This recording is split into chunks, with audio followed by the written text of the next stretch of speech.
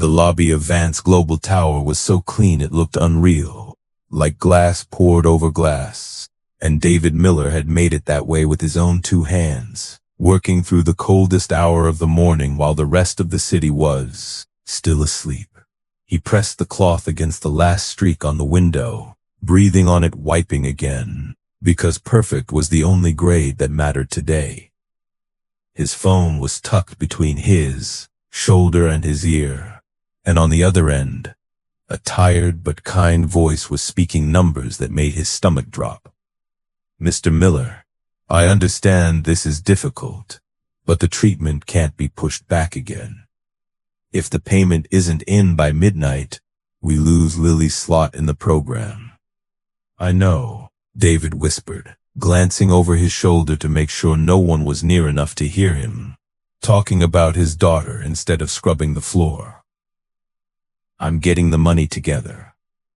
I promise you by midnight, it'll be there." He hung up and stood for a second with his eyes closed, letting the ache settle before he pushed it back down where it lived most days, buried under work and worry and the stubborn hope that kept him standing.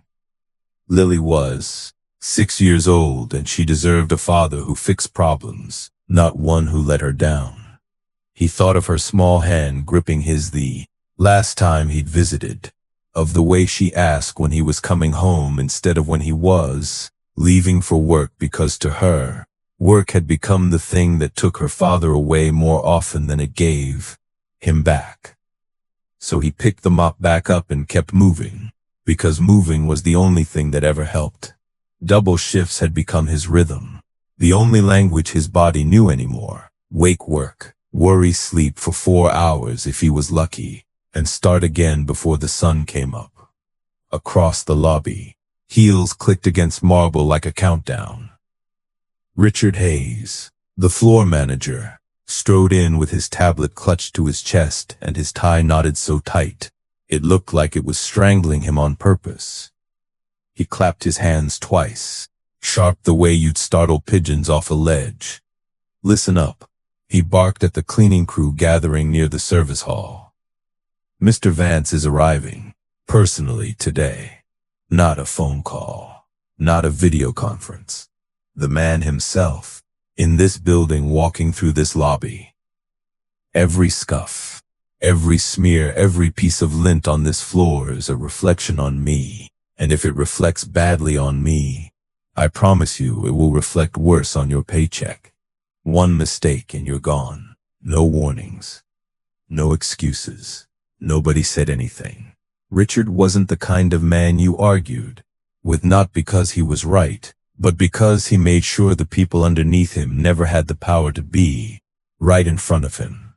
To him, the cleaning crew wasn't made up of people so much as liabilities, faceless variables that could either make him look competent or make him look like he had failed to manage his own floor. And today of all days, with the reclusive founder finally stepping out of legend and into the building, failure was not a word Richard allowed himself to consider. David lowered his eyes and nodded along with the others, and when the group dispersed, he stayed behind at the far end of the entryway, working through his mandated break because a spotless corner might mean a bonus, and a bonus might mean medicine.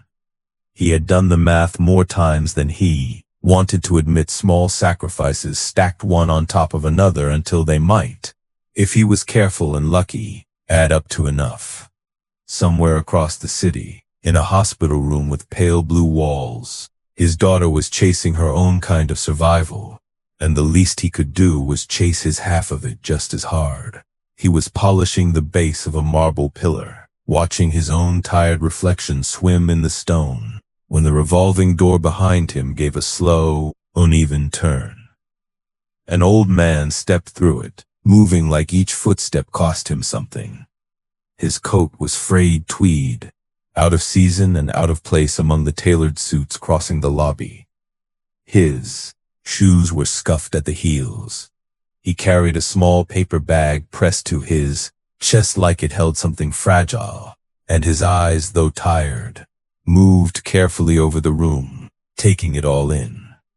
2 receptionists near the front desk noticed him first, and their whispers weren't quiet enough to be private. "Is that a homeless man? In here?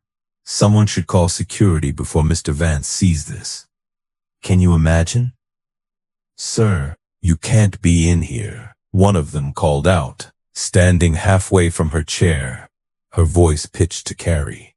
"This is a private building. You need to leave." The old man didn't argue. He didn't even seem particularly surprised, the way a person isn't surprised by rain they felt 100 times before. He simply nodded once, slowly, as if filing the moment away somewhere private, and continued forward at the same unhurried pace, his paper bag still pressed close to his chest. The old man raised a hand, not in defiance, just in that universal gesture that asks for a moment, only a moment. He took another step forward, and that was when his face changed, the color draining out of it fast, his hand rising to press against his chest. The paper cup of tea he'd been holding tipped from his fingers and hit the marble, splashing dark liquid across the floor David had spent his whole break perfecting. For half a second, the whole lobby seemed to hold its breath.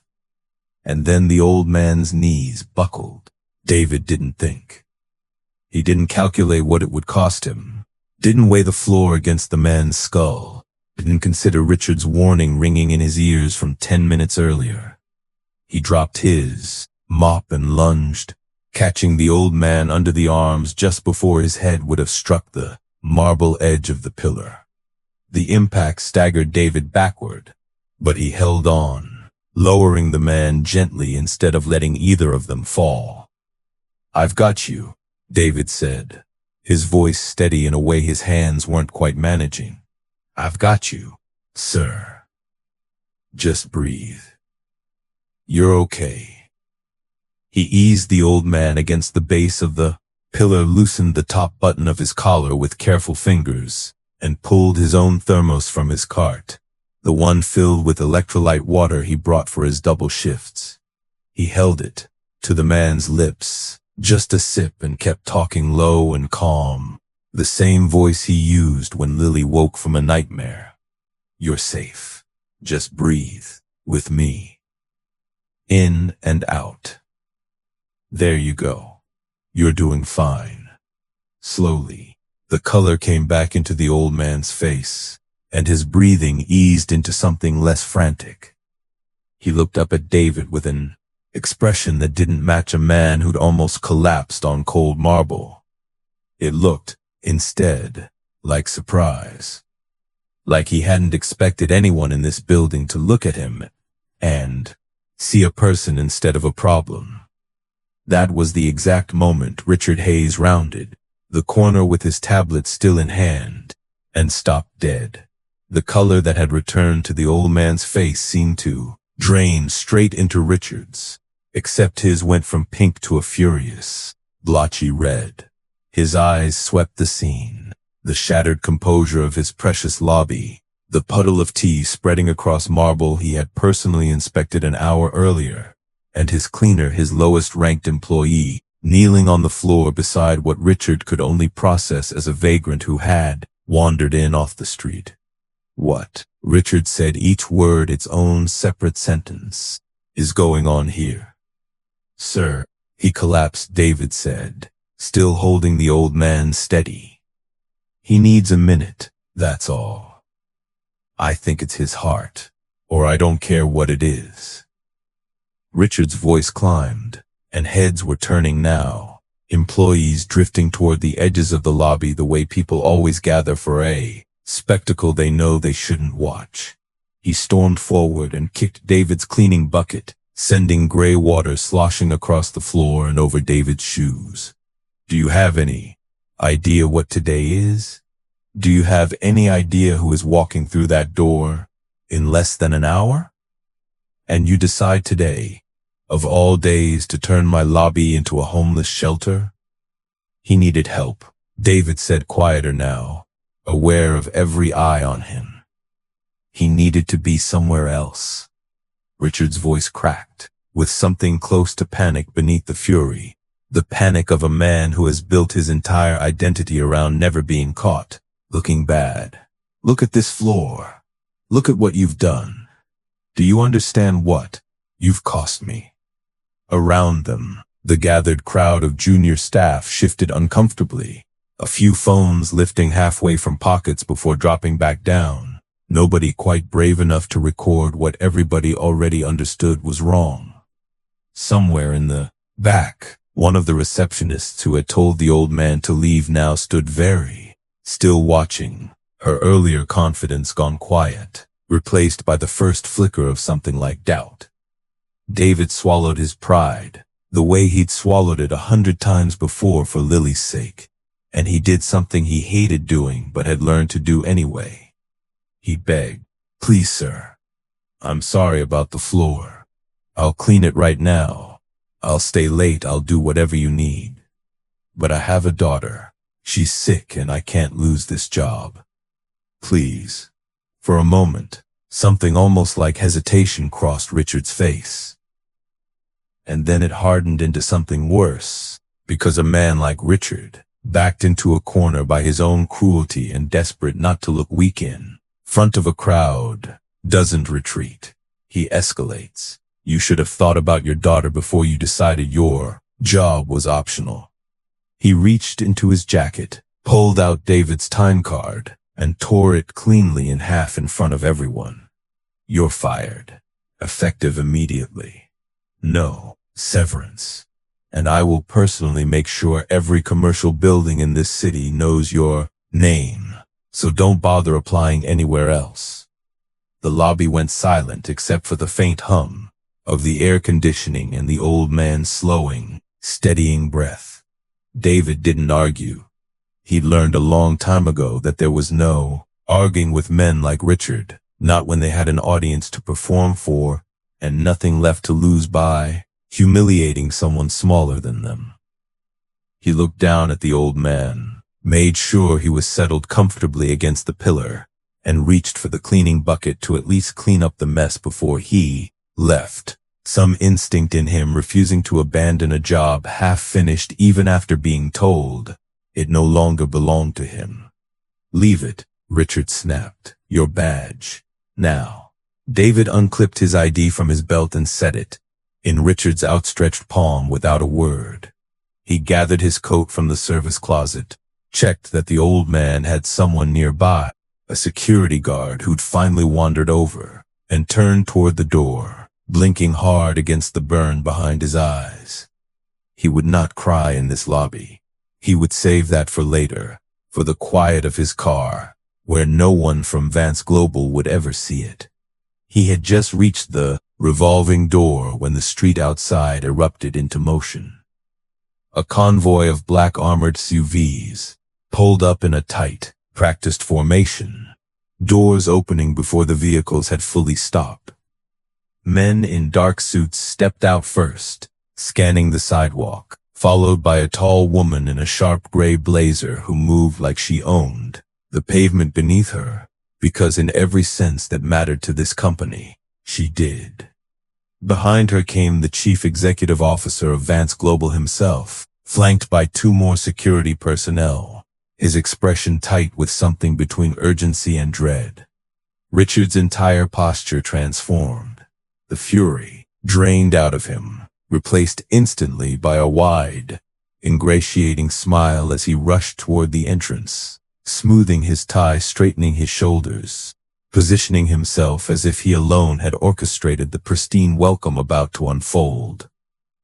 He had spent years perfecting this exact expression, the one he saved only for people whose opinion of him could alter the shape of his career, and in that instant, watching him transform so completely, so instantly from a tyrant into a servant, it was almost possible to forget that 30 seconds earlier he had been screaming at a man for saving a life.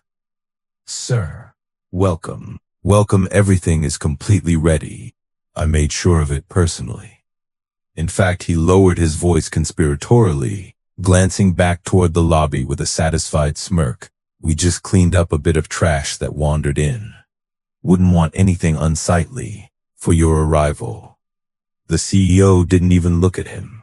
His eyes had already found the bench near the pillar, the old man in the frayed tweed coat sitting there with his paper bag now resting beside him, and every trace of composure the executive had been holding on to for the past 20 minutes broke apart into open relief.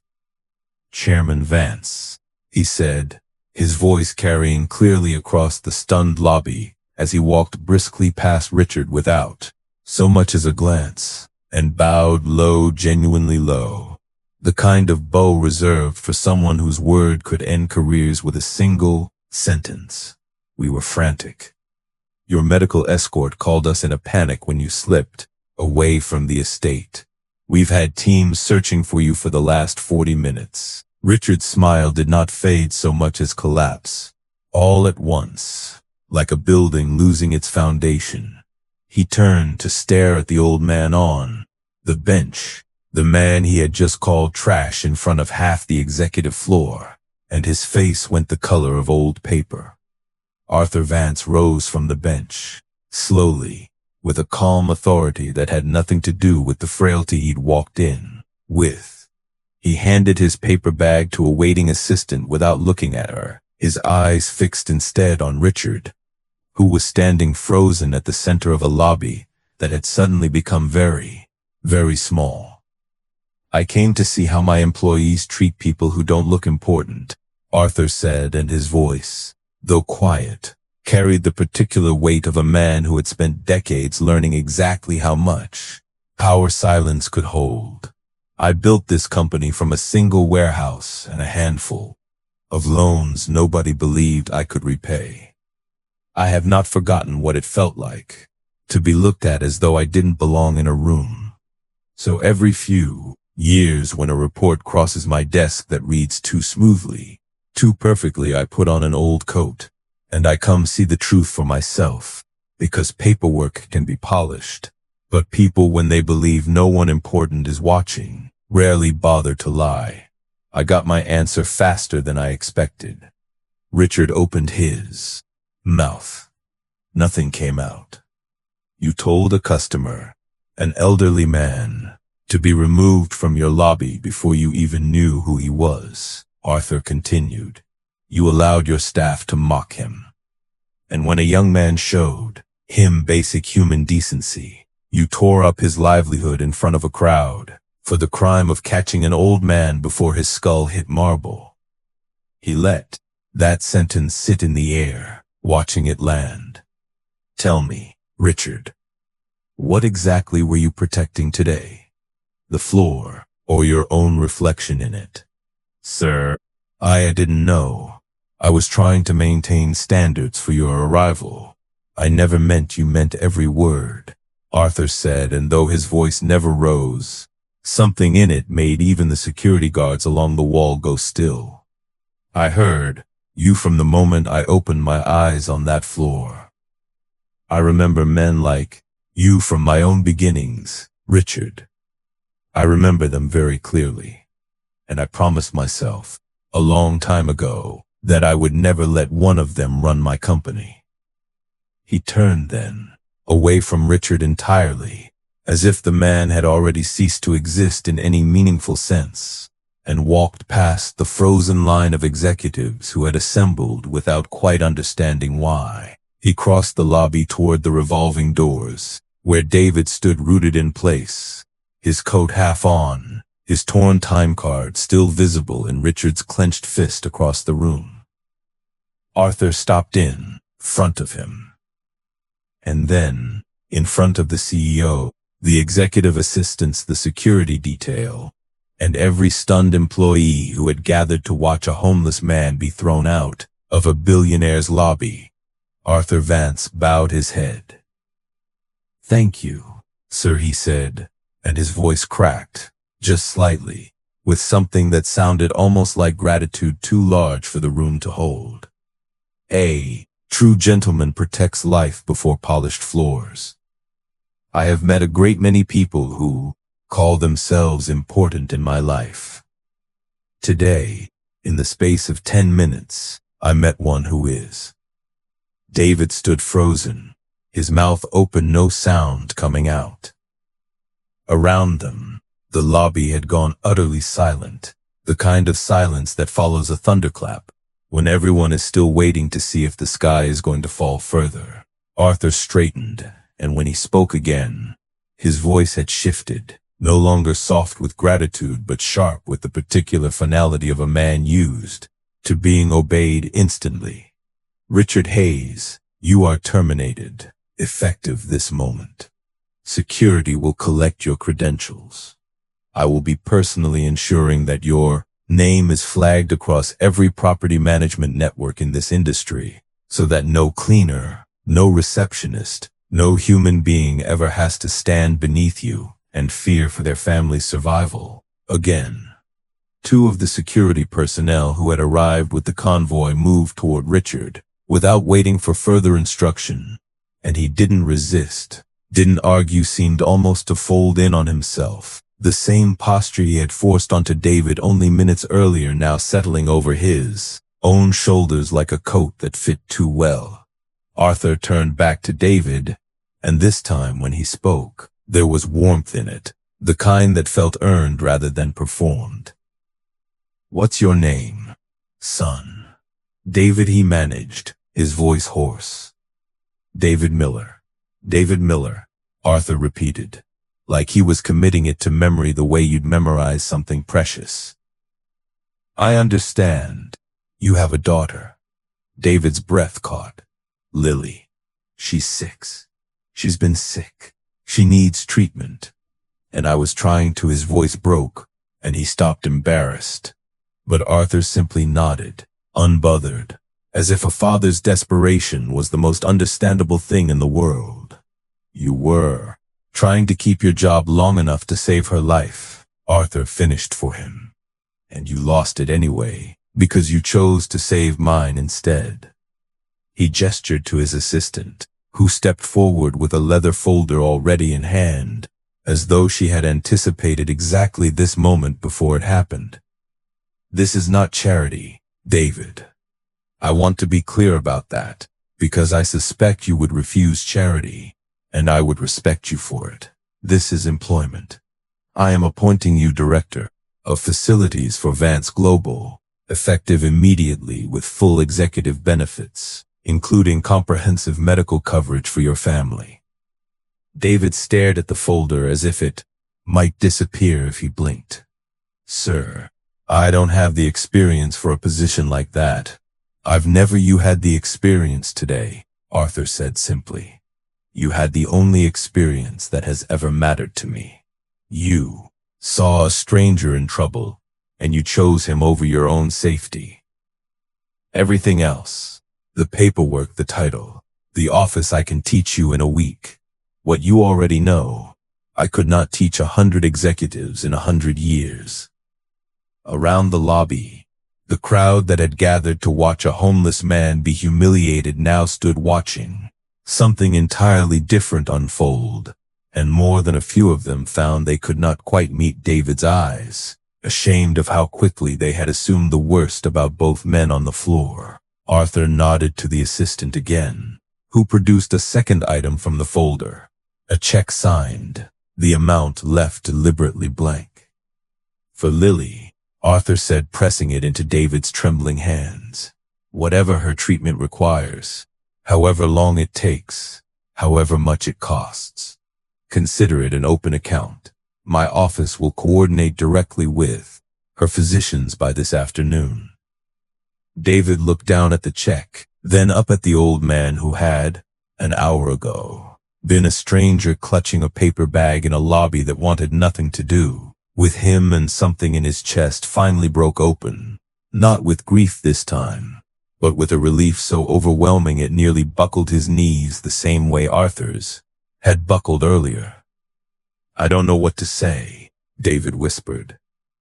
"Say you'll walk me to my car," Arthur said, a faint smile finally breaking through the weight of the morning. "Because after the last hour I've had, I find I trust your arm more than my own security detail." David laughed, a sound that surprised him, wet and shaky but real. and he offered his arm without hesitation. Arthur took it, and together they crossed the lobby, past the stunned receptionists who had mocked him an hour before, past the executives who hadn't said a single word since the moment they realized who had been sitting on that bench, past the spot on the marble floor where a cup of spilled tea had changed the direction of 2 lives at once. At the revolving doors, Arthur paused and looked back over his shoulder at the lobby, at the gathered crowd, at the wreckage of Richard's authority scattered across the floor in the form of a torn time card nobody had bothered to pick up. "Let this be remembered here," he said, loud enough for every person still standing frozen to hear him clearly. "Titles do not make a person worth trusting. Character does. I built this company from nothing, and I will not watch it be run by men who kick over buckets to feel powerful. From today, this building answers to a different standard, David's standard." And with that, he walked out through the revolving doors, leaning only slightly on the arm of a man who, 1 hour earlier, had been fired for the crime of kindness, and was now walking out as a director with a blank check for his daughters, life folded carefully against his chest. That evening, David sat beside Lily's hospital bed for the first time in weeks without watching the clock, without calculating how many minutes he could afford to stay before another shift demanded him elsewhere. He held her small hand in his and told her, quietly, that everything was going to be different now, that the medicine wasn't going away, that neither of them had to be afraid of midnight deadlines anymore. She didn't fully understand what had happened, not the way an adult would, but she understood the way his shoulders had finally dropped, the way his smile reached all the way to his eyes for the first time, in longer than she could remember, and that was enough for her to fall asleep smiling too. Weeks later, the story would travel through the company in whispers before it became simple fact, repeated so often it stopped sounding remarkable at all. The cleaner who caught the chairman before he fell, who lost everything in a single cruel minute, and gained a future no one could have written for him, all because he refused to let a stranger hit the floor. Richard's name would never again appear on a payroll worth having. He tried, in the months that followed, to find work at smaller firms across the city, only to discover that Arthur Vance's promise had not been an empty threat spoken in anger, but a quiet, permanent closing of every door he might have walked through. And every morning, when David walked through the very same revolving doors, now in a tailored suit instead of a cleaning uniform, he would pass the exact spot on the marble where it all began, and he would remember, without fail, that dignity had never once required a title to prove itself. It had only ever required a choice made in a single unguarded second, when nobody was watching who mattered, and everybody was watching who didn't. He learned the job the way he learned everything, patiently, stubbornly, refusing to let unfamiliarity shake his footing. He asked questions he wasn't embarrassed to ask, listened more than he spoke in his first meetings, and treated every member of his new staff, from senior engineers to the newest overnight cleaner, with the exact same steady respect he had once hoped someone might show him. Arthur visited the building often after that, more often than his own schedule technically allowed, and every time without fail, he made a point of stopping by David's office before heading up to his own. The truth, which both men understood without ever quite saying it aloud, was simple. Arthur had spent so many years surrounded by people who told him what he wanted to hear that he had nearly forgotten what it felt like to be around someone who simply told him the truth, kindly, without flattery, and without fear, and he had no intention of losing that again. Lily's treatments continued without a single missed payment, her recovery steady and certain, until the day finally came when her doctors used the word remission instead of treatment, and David had to step out into the hospital corridor for a moment, alone, to let himself cry the tears he had been holding back since a cold morning in a marble lobby. Some nights, when he tucked her into bed, she would ask him to tell the story again, the one about the old man and the spilled tea, and he would smile every time, because it never once felt like a story about luck.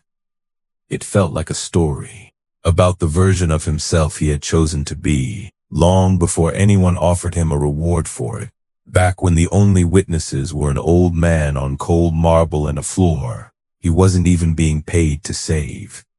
And maybe that was the part of the story David loved telling most, not the convoy of black cars, not the blank check, not the title on his office door, but the simple, unremarkable truth underneath all of it, that kindness offered freely and without hope of return has a strange way of finding its way back to the hands that gave it, especially when it was never given for that reason at all.